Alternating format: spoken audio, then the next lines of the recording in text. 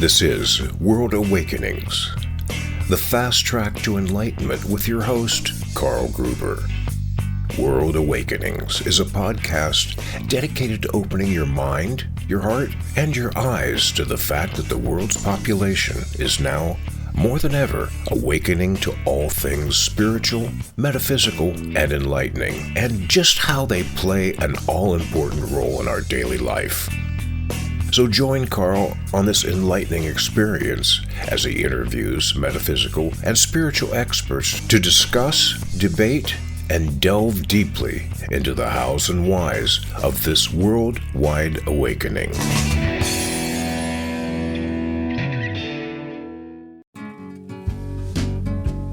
We welcome you to the World Awakenings podcast. Before we start, we'd like to tell you about a special ebook written by the show's host, Carl Gruber. The 3 Pillars, a simple 3-step process to manifest positive and permanent change in your life. The concise 32-page 3 Pillars ebook will teach you how to become a successful and consistent co-creator of your life path with the law of attraction. Yes, you can manifest the life you truly desire, and the ebook is absolutely free. Simply go to Carl's website, carlgruberlifecoach.com. That's KARLGRUBER lifecoach.com. Click on the header title About Me and get the free download today. Carl Gruber's free ebook, The 3 Pillars, will positively change your life.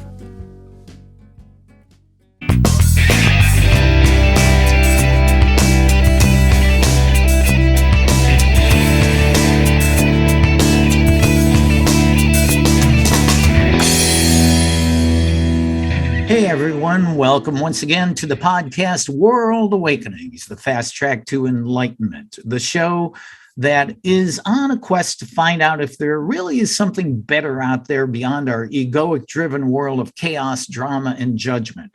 And we do that by asking each of our guests why now, more than ever, are the people of the world awakening to all things spiritual, metaphysical, and enlightening. Now, before we check in with this episode's featured guest, please take a moment to click that subscribe button below so that you can help keep the show going and so that you never ever miss a single episode.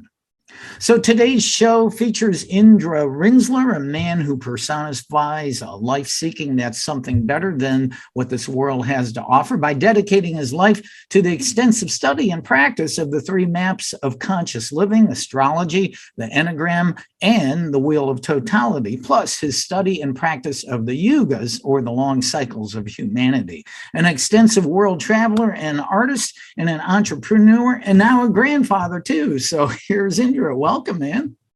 Okay. That sounds like me. Thank you very much for having me, Carl. Oh, awesome. Yeah. So you're a grandfather. When did that happen? My 2 grandkids are one's 7 and one's 9. So I suppose it happened 7 and 9 years ago. Wow, that is awesome. So I'm just a long-time bachelor with no kids. I hang out with a kitty cat. So God. Well, you can be a grand cat, kitten, cat, something. I've been called a cat, but this is really great. Indra, I've had a multitude of spiritual and enlightened teachers and even channeled ascended masters and beings from other galaxies on this show. But I've never really discussed any of these things that you teach and practice. So I'm looking forward to whatever new and profound insights you have to offer. And so let's, of course, I like to get a little idea about you so our listeners and viewers can. You started your personal journey on this, and we're always curious, even as a child, about the workings of the universe and what our life and bodily form is all about. How did that come about? I mean, were you always curious about this even as a youngster? I wouldn't say I was particularly curious about it as a youngster, but I remember being about 16 or 17. I actually grew up in New York. Grew up in Manhattan, and I went to the best schools, and it wasn't for me. I left it as soon as I could. But I remember being about 16 and realizing that you can't take a vacation from yourself. And so there was a depth there, and there was a seeking, but I wouldn't say that it was anything that like you'd recognize right now. But by my mother died about within 10 days, unexpectedly, of my graduating college, and my father passed on also of natural causes 2 years later. And so I was 23, had some money and could focus on other things in life. And I don't know how I said it. So now we're talking more than 50 years ago. Mhm. And I can't say how I said it at the time, but there was a feeling that I needed to work on myself, that I needed to find what was happy, that I wanted to find cosmic truth. I don't think I said that back then, but that I was looking for something. I was a seeker, but I had no idea what it was that I was seeking. But I knew that getting a job, I got a job as a maintenance man that I don't know that I ever did any work, because they asked me to do something and I bought a few things and it wasn't my thing. And I thought, this is kind of a waste of my time. I didn't really need to do that. And so I started working on myself with no plan. And that what that led me to was to the metaphysical bookstores in Berkeley, Mhm. which was near where I was living in the Bay Area in California, where I had moved to after my father passed, which I'd already had that plan. And there I met the depth of spiritual knowledge, and started reading about astrology, and it started my interest. And it's just mushroomed from there. I lived in an ashram for 20 years in California. I have a Indian teacher lineage that I've been part of for 50 years, and have studied the Indian teachings, and I have, we spent a very special month in Bodh Gaya, where Buddha found enlightenment, the tree. Mm. It's not the tree, but it's a symbolic of the tree, where people have come for over 2,000 years to celebrate Buddha's awakening. I've had this, I don't know if you mentioned, but I've been able to be a traveler for 20 years before COVID. Spending only one winter, I've only spent one winter in America, excuse me, one non-COVID winter in America since 1998, and I've had a chance to be in India most of those years, spending a winter there, and traveling the world, 56 countries. I've Wow. been to 56 countries before COVID, and I may never go again, and that's okay. And so I've had a chance, both in groups, in spiritual groups and outside spiritual groups, to delve into these deeper questions. And yeah, I'm not sure what else to say about it at that moment, at Well, this Let's point. let's dive into this, because you brought this up before we started officially recording this show. That, in the chaos of the world, there's this group of light workers and new spiritual newbies that are going, yeah, like cheerleaders and everything. And but you said, that's not you. You've been doing this for 50 years, so it's nothing new, but a lot of people perceive it that way. Well, yeah, that's kind of the way, when, with the new awakening, I like to, I like to give it a reflection. Is, to me, it's not so new. It's like, where have you been? The party's been going on a long time. It's like you discover the party and you think, oh, now people are partying, but we've kind of been at this for a while already. And I go back to 1875, when Madame Blavatsky started the Theosophical Society in New York, and her, I read about, and I've always pictured her with her hoop skirts traveling India in 1840s and 50s, and bringing astrology back to the West, and Vivekananda being the first Indian master to come to the West, the Chicago World's Fair, I believe it was, in 1890, and then Yogananda being the first Indian master to live in the U.S. starting in 1920. And so this was already going on. People are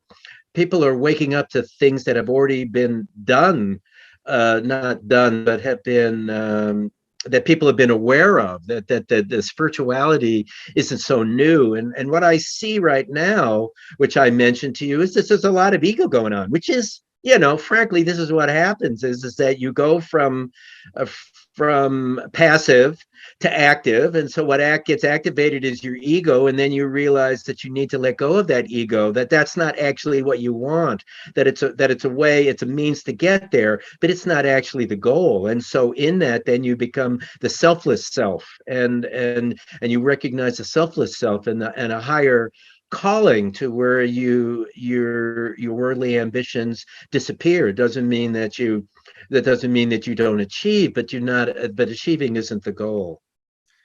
Yeah, I'm really glad that you brought up those masters from the past. And as much as I study spirituality and these things, like Blavatsky, Yogananda, I haven't dove deeply into them. So it's good to hear about these too, and it's kind of a kick in the butt for me to go study them more too. But I'm just curious. I'm not sure when you said there's a lot of ego going on. So if somebody has a new quote spiritual awakening, so are you saying the ego is grabbing onto that and saying, look, I'm spiritually awake? Is that the type of thing you're talking about?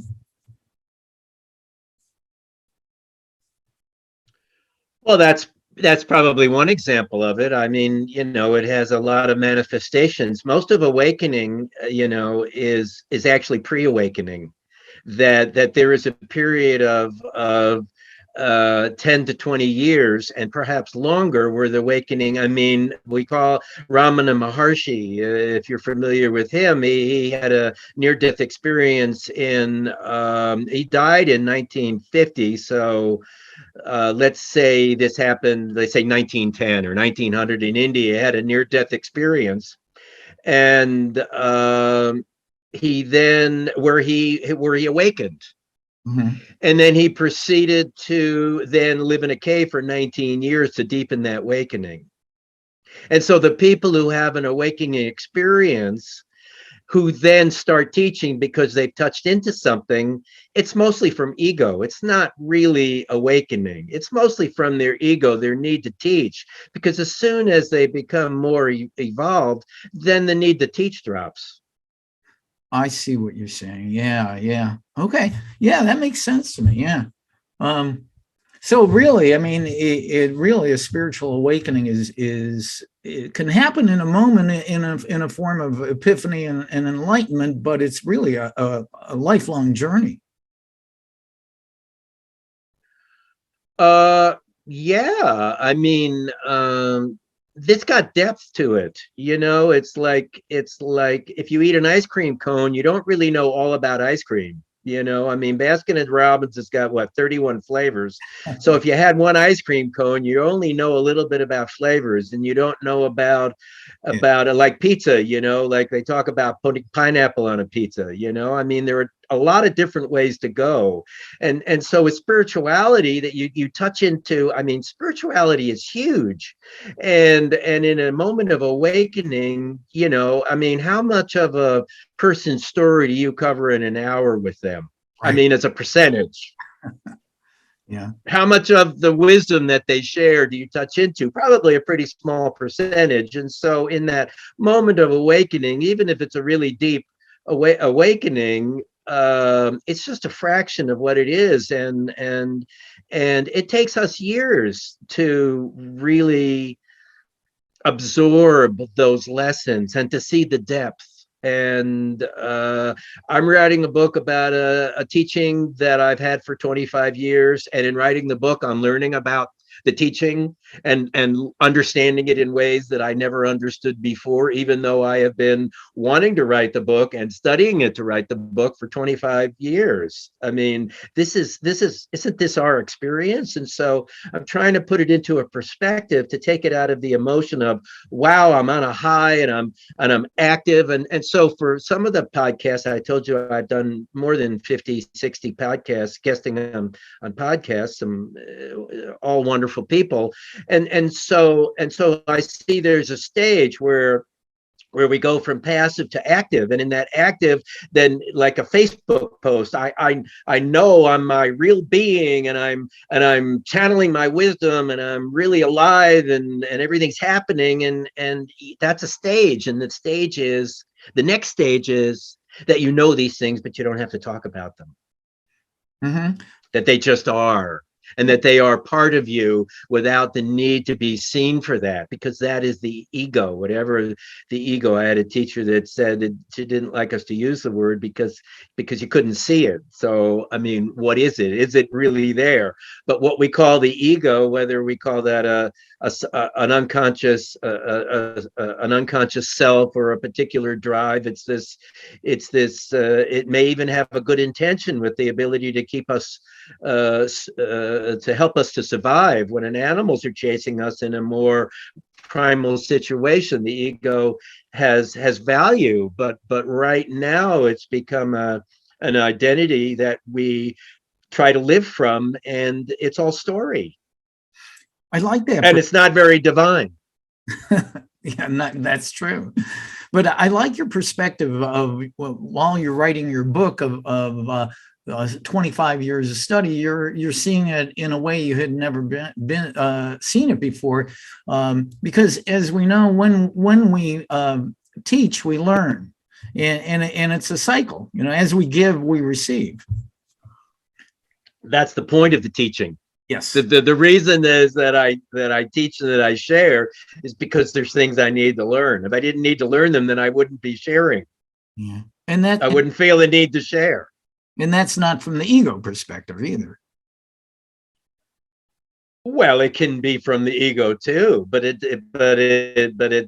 a part of it that's real, that it's a formula for exposing ourselves, for being vulnerable, for creating a situation with a client where I have an opportunity to not only share the wisdom in me with them, which is actually, it isn't the wisdom in me, it's actually the intuition is their higher self. That's what I've come to understand, is the intuition is that I share I share information, and then after a while, when they get comfortable, then they start projecting out. I don't mean projecting, psychologically projecting, but they start opening up, and in that, and then I get intuitional hits, and that intuitional hits are from them. I had this experience maybe 6-7 years ago, where I had a young client, 21, who was very closed and very hurtful and very emotional, and I couldn't get a hit from her. So I said something, after a while I said something to her, like an intense feeling like your parents might feel, because I couldn't feel it from her. Mm-hmm. And she said this line to me that I'll never forget. I may never forget. She said that I trusted once and I got hurt. And in that moment of vulnerability, as I was saying to her that, like an intense feeling like your parents may have, because I didn't feel it from her, but I thought maybe she could recognize that her parents having it, she started opening up. And all of a sudden, I could feel the intensity within her, that when she became vulnerable enough in order to open her heart, then I started getting intuitional hits from her. And then a moment later, she started crying. Mm-hmm.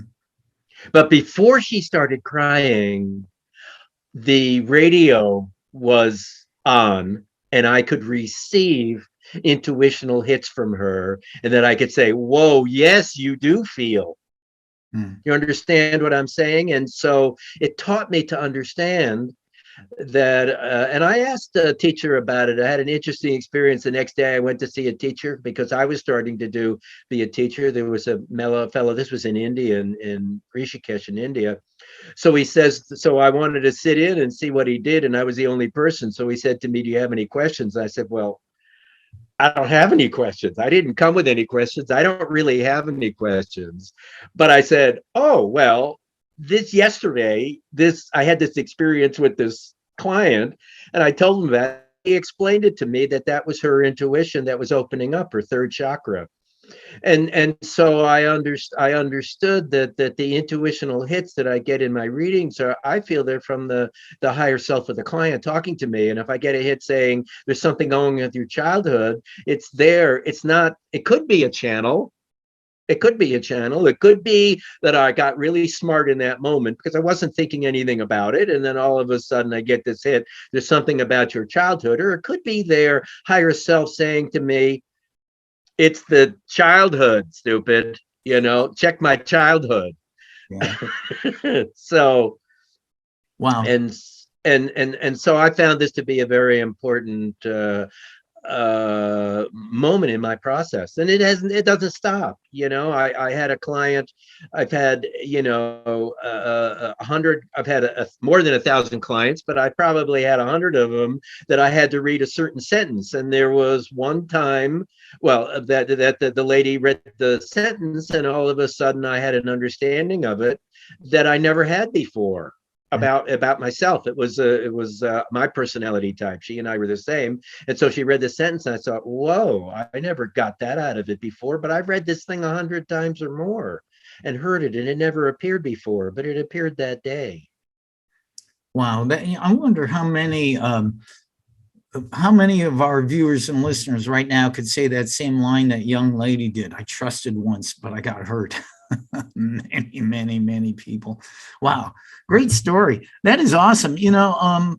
I think right now would be a great time to dive into these 3 maps of conscious living that you teach. So maybe we could start with the Enneagram. The Enneagram is described as the Enneagram of personality, a powerful tool for personal and collective transformation. Can you explain more about that? I don't know a ton about it, but I'd love to hear about it. Okay, so it's not the simplest concept to give you, but basically Enneagram comes from Greek and it means 9-sided figure. And so it's a figure that, by the way, talking about old masters, that was brought to us by Gurdjieff. I found that the young people right now, that when you bring up Gurdjieff, most people don't know about him, but he was, when I was getting started, he was like a superstar. He was like the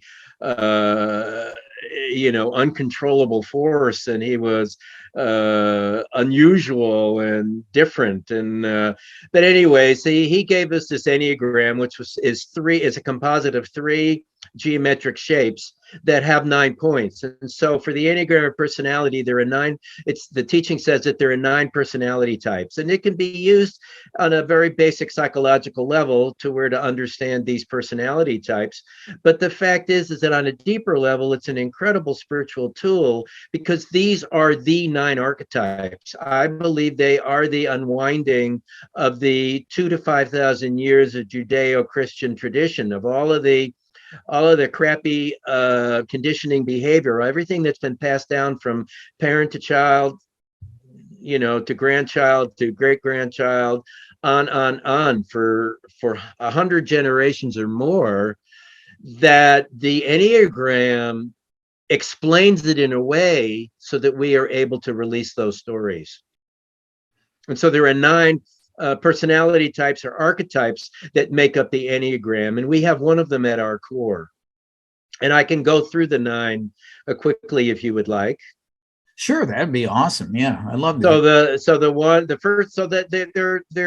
they're numbered 1 through 9. There's no hierarchy, and it's just a nomenclature. But they also have names. But of course, people don't agree on the names, and so we use the numbers. So the 1 is the perfectionist, and their story is about making sure that everything is done right. And when you look further into it, they make up what's done right. It changes day to day and moment to moment. That they want everything to be done right because they're perfectionists, but they use that as a strategy in order to overcome their own feelings of incapability. And so they want everything to be done right. The 2 is the helper, and they help other people, but they do that because they don't feel that they're worthy of love. And so they create a codependent relationship with the world, with their world, in order to find situations that will give them the love that they don't feel within themselves, toward themselves. The 3 is the achiever, and they achieve in the physical plane world in order to find value. They are the workaholics that are defined by what they do. They don't know themselves very well because they're always um, connecting in with other people. The four is the oh, let me think of the name right at the moment. The individualist would be the four, and that was this client. They're the most sensitive. They are the poets and the musicians of the world. They are the models, the beautiful models that are the most beautiful, but don't think themselves the most beautiful. And they take on the suffering of the world. They put it out in a way. Bob Dylan, Whitney Houston, Michael Jackson. They're so sensitive, but they're almost too sensitive for the world. And many of these incredible talents, Michael Jackson, maybe I already mentioned him, they die young because they can't handle the level that they trusted once and they got hurt, and they never overcome that. And so five is the observer, and they use information in order to support themselves, their own feelings of inadequacy. They use information. The six is the loyalist, and they are incredibly detail oriented, but they have a core anxiety that they feel concern about that life isn't safe, and they have anxiety about each and every moment. They're all future trips, and most of them never happen, but that doesn't stop their anxiety. The seven is the enthusiast. That's me. We feel like we're running toward, but we're actually running away. If you ask us what we feel, we're going to look like a deer in the headlights. And the eight is the boss, Jack Nicholson. The eight, their offense, they have no defense. It's all offense, and their core offense is to cover over the fact that they have a teddy bear in their heart, but they think that vulnerability is a liability, and so they don't let you see that.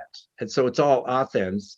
And the nine at the top of the Enneagram chart is the peacemaker, and they accommodate other people in order to not feel their own the disconnection to themselves, that they disconnect from themselves in order to feel connected to other people. But in order that connecting to other people, in the disconnecting from themselves, then they feel disharmony because they're not connected to themselves. It's a bit of a circle. And so listeners and viewers out there some of them will recognize themselves, and some of them will recognize people they know.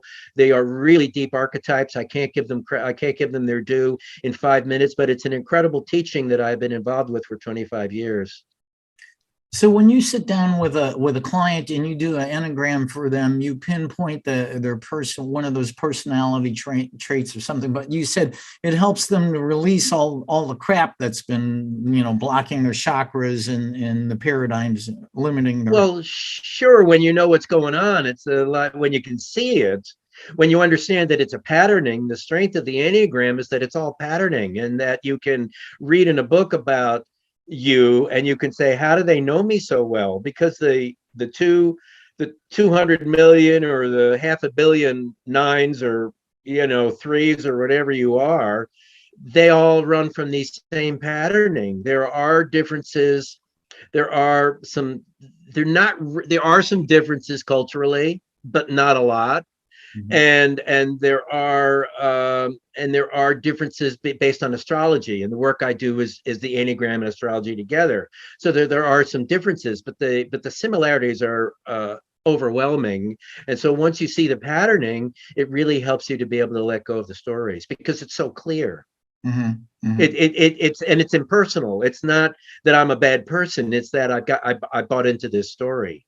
And they have a low side. I've given you the low sides. They have a high side. The high side would be the enthusiasm of the 7. The high side of the 8 would be the confidence and assuredness that we learn being with the 8. And for the 4, it's the sensitivity when they share that with other people. The sensitivity and the accomplishments of the 3, and the humility of the 2, and the sense of rightness in the 1. These are the high sides that when we get over the low side, then we can radiate those truths. Yeah, I believe I read that you had in 1999, you met a particular teacher of this that really put you on this path, right? Yes, I met in 1999 after I had my first Enneagram class. I had already been into astrology for almost 30 years, and I immediately, as I went to this Enneagram class as an astrologer, I mean, I didn't sign in as an astrologer, but I saw a similarity I recognized astrology in this that frankly hardly anybody else has, which isn't a concern, but I was able to manifest a teacher who had a system to explain how Enneagram and astrology work together, and he explained the system. We had 2 weeks in Hawaii that were absolutely incredible, and the day after I left, he left Hawaii too. I'm not sure that he ever went back, but he ended up living across the street from me for 3 or 4 years later. He lived across the street from me for a year, and the way things go, the way that happened. But he that was a life-changing experience. Wow, that is wild. He ended up living right near you. That is amazing. Yeah. So, of course, you said you had been studying astrology for those 30 years before that. As for astrology, how and why are the workings and the movements of the cosmos connected to what occurs to each of us in our daily lives? We're imprinted at birth. And so the strengths and weaknesses of the planets manifest in our personalities, and our strengths and weaknesses in our personalities. And so we have to work out the dysfunction of the debilitated planets, the planets that are in a debilitated positions, the weak planets that they imprint us with the fears. Why are some people afraid of public speaking and other people eat it up? Because we have a certain imprinting. And so it's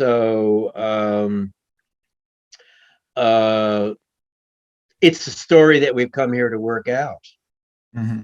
We're given a story. My teacher, this teacher referred to it as he made the image of a sandcastle, and you'd pour water on top of the sandcastle, and they would make a pattern as the water rolled off down the sandcastle, and that pattern is like the chart. It's a pattern of that. The chart is an X-ray of the natal chart. The chart of our birth is an X-ray of our strengths and weaknesses, and we can overcome them. They're imprinted at birth, but they are tendencies, and when we and so we can be afraid to be a public speaker, and then we can turn into a great public speaker.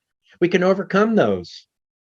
And it's helped by understanding what it is that we're dealing with, and understanding that it's a planetary energy. And when I ask that question, why does the movement of the cosmos affect us? It makes sense to me in that since everything is energy, and where there's just the divine matrix, how could it not affect us? Absolutely. My brother, absolutely. How could it not affect us? There's this idea that if we don't believe in something, then it can't be true, and that if we don't know about it, it can't affect us. And that's arrogance. I define arrogance as the not knowing any better. Is the belief that we know better than other people. That's what arrogance is. And you need a little bit of arrogance. I think you need to stay in the body. I think you need to have a little bit of starch. I call it starch. You need to have a little bit of arrogance to be in the body, because I don't think if you don't have any arrogance, then I think then you go, Yeah. out of here, but the point is that we can have an incredible amount of arrogance, in which case that we think that the world revolves around us. Well, I that's the first time I've heard arrogance compared to starch, and I like it. So I have a question, because a number of my friends around the world that I talk to quite a bit, that, and not being, a huge studier of astrology, I'm on a periphery of it. What is the story? Everybody's been talking about, well, this is in retrograde. This planet is why do this quote retrogrades? Why are they supposedly negative influences on us? And what is a retrograde? So retrograde is when a planet appears to be moving backward. It doesn't actually move backward, but if you've ever seen a train that it gets to a place where it starts to curve. If you've watched a train leave the station for a while, then it gets to a place where it looks like it's standing still, but it's actually really chugging along really good. But it gets to there's a optical illusion that it looks like it's standing still or perhaps moving backwards. And that's what a retrograde is, that they all have places in their orbit. I would assume, if I was a nuclear scientist or whatever, that an elliptic orbit has a space where it appears to be moving backward, and so it's said that when a planet is in retrograde, it's weakened, but in its weakening, then it becomes stronger. And it's just like what I was telling you about, is that a debilitated planet, which is in its weakest position, is the main influence in your life, because it's in your weakness. That's you live from that. You don't live from you live from your anxieties. You don't live from your strengths. Yeah. Is it possible? And thank you for that explanation. That helps me. Is that clear? Yeah. Please, if anything isn't clear, let me know. These are not easy subjects to understand. Well, one other thing too, some of my friends who definitely focus on astrology and say, oh yeah, this planet is in retrograde. No wonder all my electronics in my house are going to hell this week. Can it affect non-physical things too, like that? Or is that just yes, they're not actually non-physical. You mean not alive? They're still alive. Right. So in electronics, right? Yeah. So I mean, I always let my cars heal for a while, and then they heal. You have a problem, you let it heal, and it gets better. I've always dealt with electronics that way. They have a life and mind of their own. But I think the thing is that the thing about retrograde Mercury is that if everybody understood that they should take a vacation, that it is not a time to be actively planning. It's a time of cooling out. And when you understand that, then retrograde Mercury isn't really a problem. It's a time, have you ever tried to get a job during the week between Christmas and New Year? Have you ever tried to find your office workers? I don't know what you did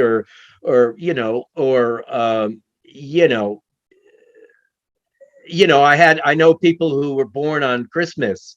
It's a little hard to get a birthday party going on Christmas.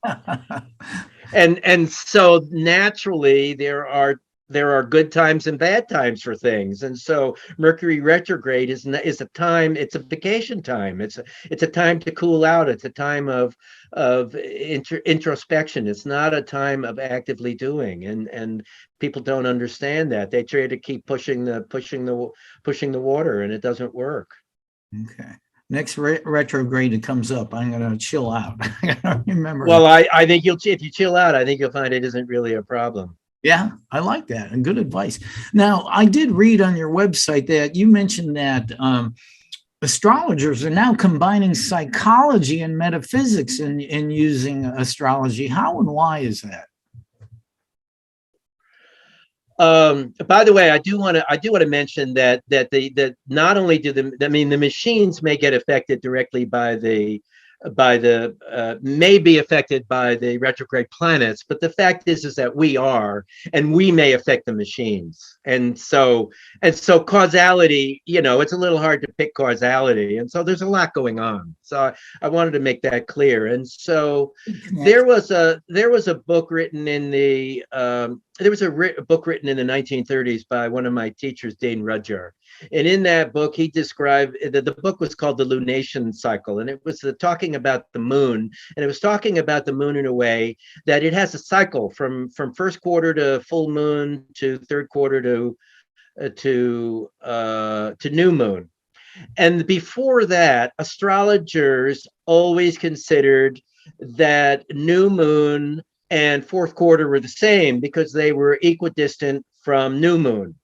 But he was saying in 1930s, he was saying that there was actually, that isn't true, that there's actually a pattern, that it goes from empty to full back to empty, that there is a progression. Like in our life, we talk about the going from 4 legs, the infant, to 2 legs to 3 legs with your cane. And so there's a progression. And so this progression in the lunation cycle, this was almost 100 years ago, he brought psychology into astrology. And so astrology didn't really have any psychology in it beforehand. And he brought depth, what they call depth thinking, depth teachings, spirituality and psychology into astrology in a way to deepen it, because I don't agree with most of the astrology that when you're talking about your astrologers, most of what they're sharing, I'm not really very much interested in. I'm actually a Vedic astrologer. That's the astrology of India. And I'm interested in the sidereal time rather than the tropical time. That's a way to cast a chart. That's what Western astrology is based on. And so my point being is that most astrology, we give our power away to the astrologers because what they say, like you're talking about retrograde Mercury, and so it's like, watch out. The astrologers says, watch out, it's a retrograde Mercury, and like it's going to affect you. Well, but they don't tell you that if you just take a break, and then it isn't really a problem. And most astrologers will disempower you, because they will come, I know and you don't know. It's a bit of arrogance. This is the way to define arrogance here. It's a bit of arrogance, and it's a problem, and it will change. It will, like everything, will change in the next few hundred years. But I mean, astrology was the first science. It's been around since day one in whatever forms, and it's been the devil, and it's been a lot of things. And why is that? It's because it has some power to it. And people have tried to control that power. And in that controlling that power, there's been a lot that's been added to astrology, which is, I want to say garbage, but let me clean it up and just say not so accurate. And it's not very spiritual. It's not depth. It isn't about empowerment. It's about when you believe these things, then you give your power away to these beliefs. Wow, this is great, because you're giving me a lot to chew on here. I mean, I hadn't looked at these subjects, astrology in particular from this angle. Yeah, awesome. Wow, I'm going to have to listen to this replay of this about 80 times. Going on. And well, I'm if you didn't know it already, I'm a bit of a bubble burster. What can I do? This is the path I've been on for more than 50 years, and these are the truths that I feel. These are the truths that I feel, whether I share them or not, that I feel to share them. But these are the truths that I found, and it comes from being open. It comes from exploring these ideas, and I've read a lot of astrology books, and they all have truth in them, but I have not found one book that is all true.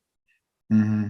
Mm-hmm. Yeah. And so you have to pick and choose, and this is not what people do. This is not human specialty. Keep on that search, brother. I like it. Let's find out about the wheel of totality, and there's another area I need to learn a lot about. Well, the Wheel of Totality was to be truthful, was a modality that was given to me by Spirit. And the teaching is that it's the empty houses. People don't talk about the empty houses. That the main teaching about empty houses in astrology is that you look for the ruler. So like if you have an empty house that's Cancer, so then they say, let's say it's the 10th house, that's career. So then they say that it's an empty house. So then they say, oh well, you look to Moon, which is the ruler of Cancer, and that'll tell you about your empty house. But I say to that, I say, if you're going to have an operation, do you want the doctor, you want the surgeon on Skype, or do you want him there? And I don't think the ruler of a empty house, a billion miles away on the other side of the solar system is particularly useful.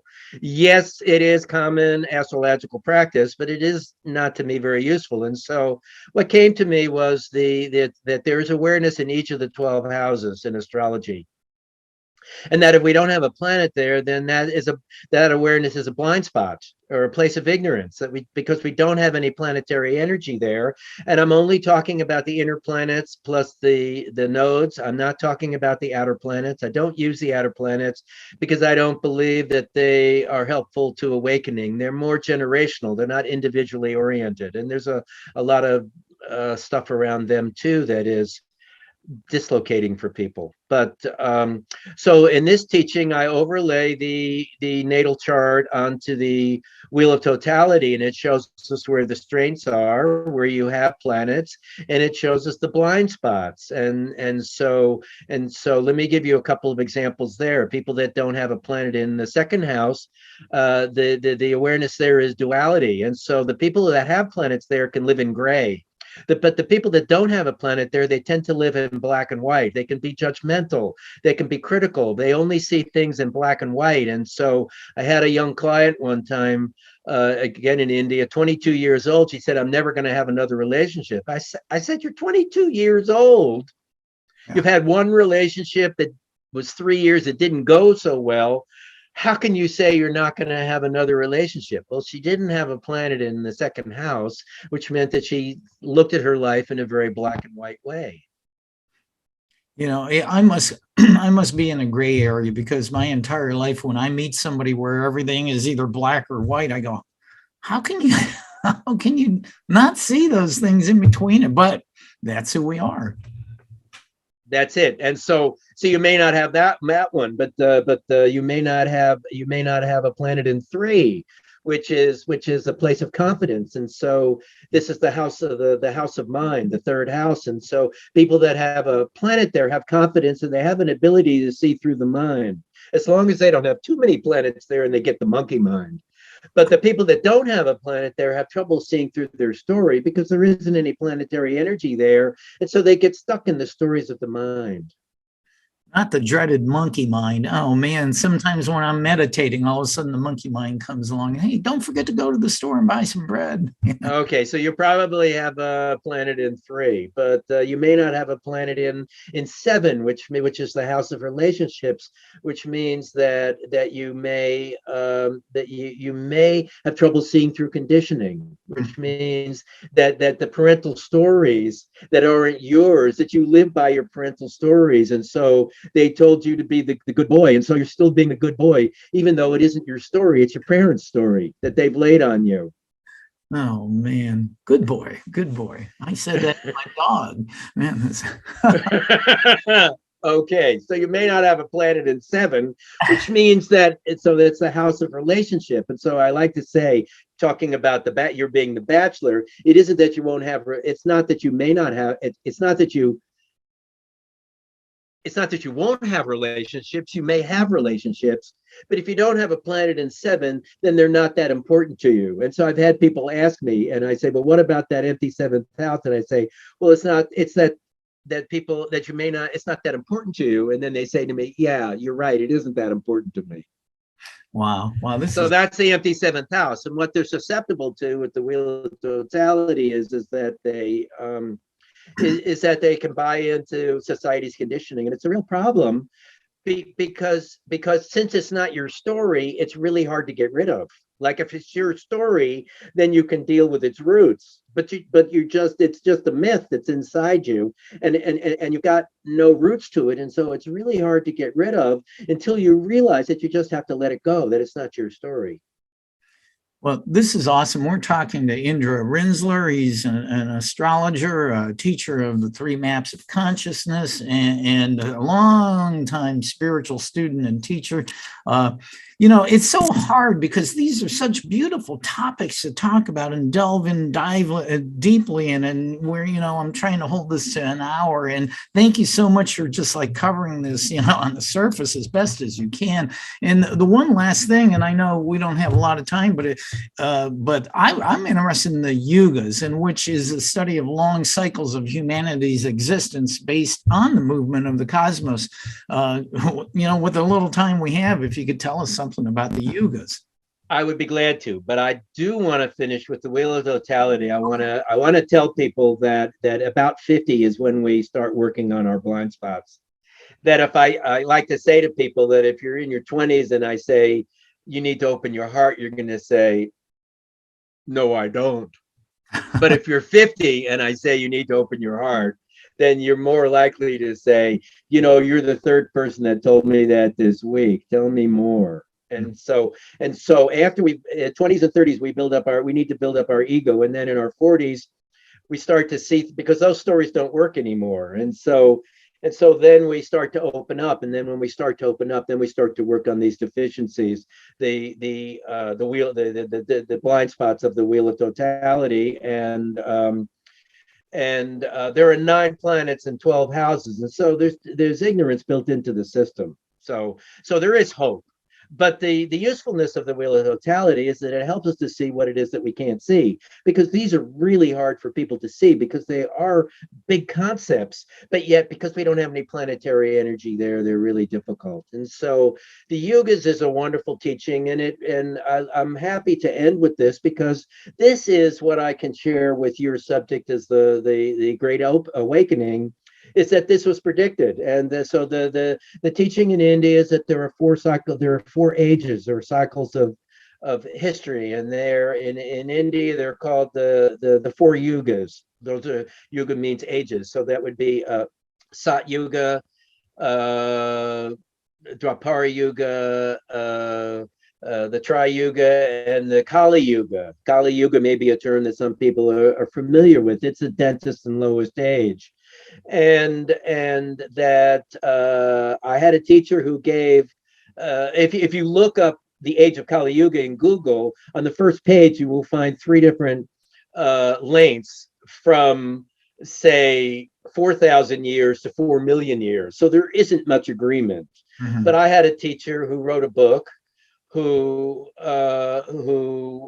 gave us the ages and told us, predicted in 1894 that in 1900 we'd be moving into Dwapara Yuga, the energy age. And in between 1900 and 1910, we had the Pavlovian conditioning, we had the first flight, we had quantum physics discovered, and the theory of relativity. And so there was a bit going on. We had the atomic age, we have the internet, we have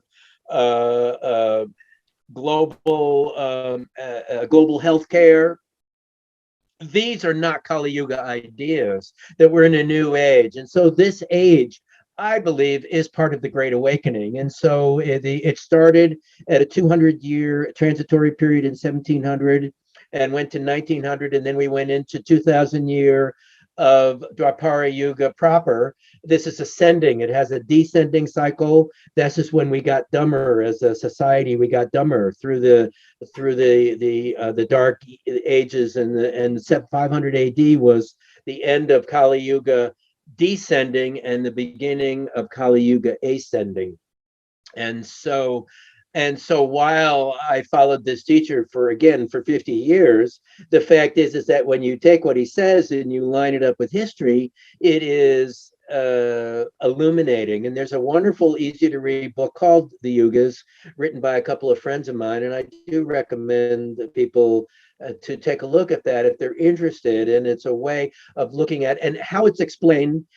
and no, you don't have to believe this, but it's explained is that as the sun is moving through the cosmos with its sister sun in the Sirius sphere, that as we move closer, we go into a higher age, and as we move further away, we go into lower ages and dense ages. And so this has been going on for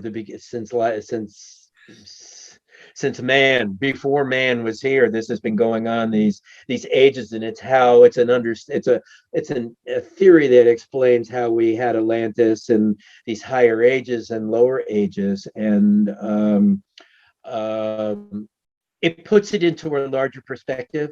And I find this to be illuminating because this theory explains so many things that are not explainable, and it also gives it a larger context and takes it out of a 2 or 3 year gap, which doesn't make as much sense to me, because again, I've been experiencing it for 50 years and reading about it starting, when you go back in history, it just the history lines up as we got smarter and smarter, more evolved. Wow, this is just amazing. And gosh, I mean, we've only just scratched the surface on these beautiful topics. Thank you for that quick little brief description of the yugas. Indra, how can people connect with you? What's your website? You do one-on-one coaching and workshops? Sure. Yes. You can connect. My website is indrarinzler.com. I'm sure it'll be spelled somewhere. So, and my email, if you have a question or want to contact, it's indrarinzler@gmail.com. And I have a free offer for any of your viewers, listeners, that I will give you for free an Enneagram test that takes about 5 or 10 minutes. And for most people, you can figure out your Enneagram number. It'd be the beginning of a way to start to explore that if you're interested.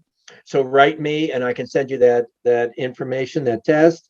And for the astrologer, I'm happy to send you your Vedic astrology chart. So you have to email me 3 pieces of information. That's the date of your birth, the time of your birth, and the place of your birth. And I will send you back the chart with a little bit of how to read it and maybe a comment or two. It's not a reading by any means. It's all for free, but it's a way to get started if you're interested in that and to learn. The sidereal chart is, again, it's very confusing for people because they are used to Western and tropical, and so it's another self.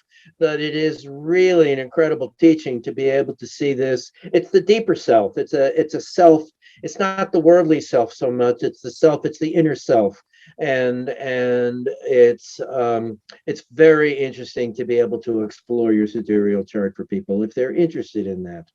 Awesome. And I will go ahead and put in the show notes your website name, and I'll spell it out, and so that people can go on there and click on it and join up with you. And thank you, Indra. It's been amazing. And like I said, I'm full. My head is full with all this beautiful information and just so much to think about and chew on. And thank you for what you do. You really are a shining light in the world and helping so many people. Thank you.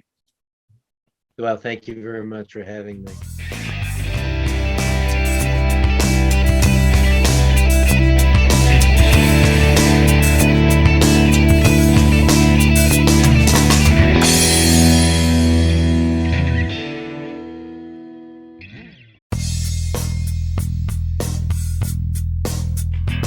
This has been another episode of World Awakenings, the fast track to enlightenment with host Carl Gruber, a certified Law of Attraction life coach.